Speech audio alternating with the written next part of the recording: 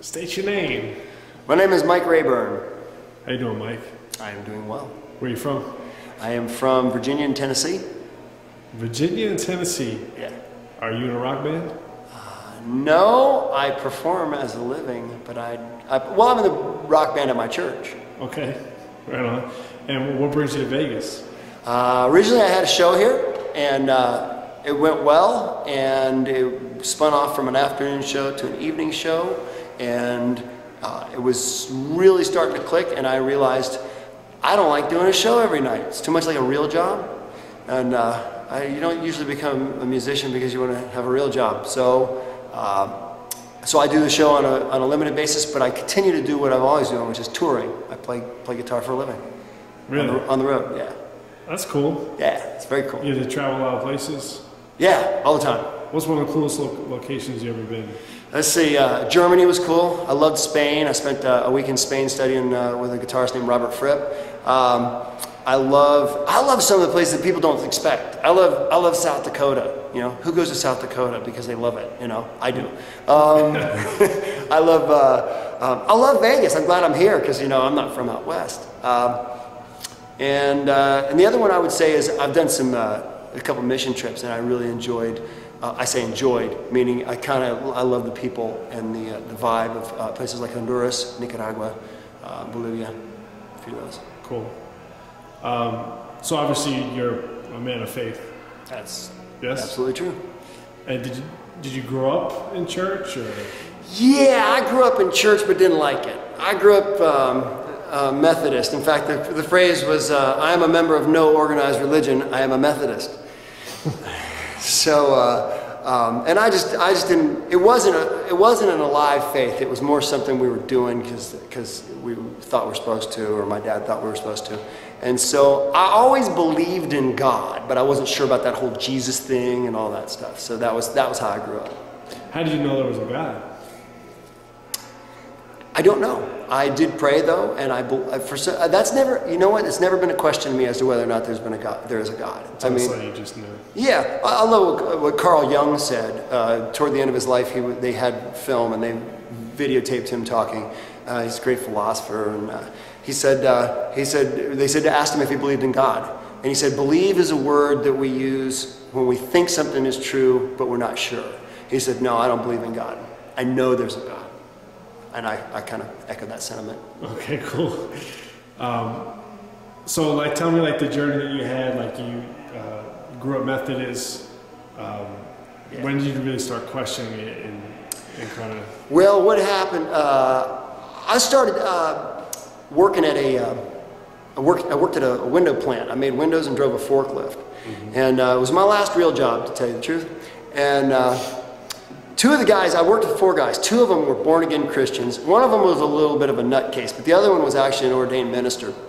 And he worked there, he was the supervisor. And he and I debated all the major issues: creation versus evolution, abortion, premarital sex, homosexuality, and you name it. Any of the big controversial issues, we debated them. And I was on the non-Christian side of those debates. And we would debate to a draw, generally speaking. But I always knew how his argument could beat mine. But I was a better debater than he was. And so I wouldn't let him win, but I couldn't let go of the fact that had I had his side to argue, I felt like I could have won. I couldn't get rid of that. There was for some reason I had some kind of an intellectual honesty that said, I can't let go of this. Yeah. The fact that his was a better side. So that started it off. And then he got to talking one time, one afternoon, and I'll just sum it up real quickly. He started talking about, during our break, he started talking about the greatness of God and how God on a bad day is better than man on his best day and all this stuff. And I got scared, and I thought when I was driving home, I thought, God's going to kill me right now, which is dumb. But and so I prayed this prayer though. This was actually good. I said, okay, God, if there's something to the stuff he's saying and all the stuff I'm learning, I'm obviously not ready to accept it. Take me there.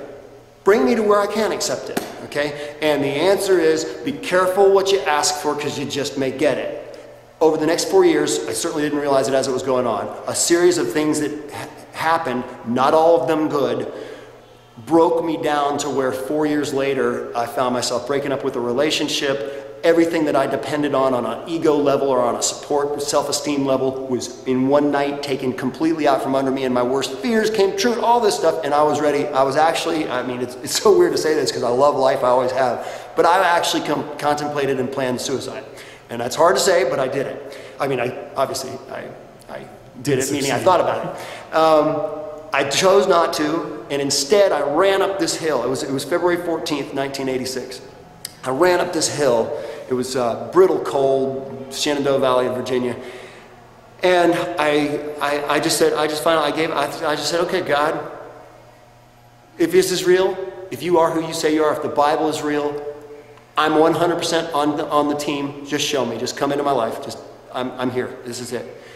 And I was so real. I literally will a bush burn, or will I hear a voice or thunder or whatever? And nothing happened. So I went home, and I didn't commit suicide.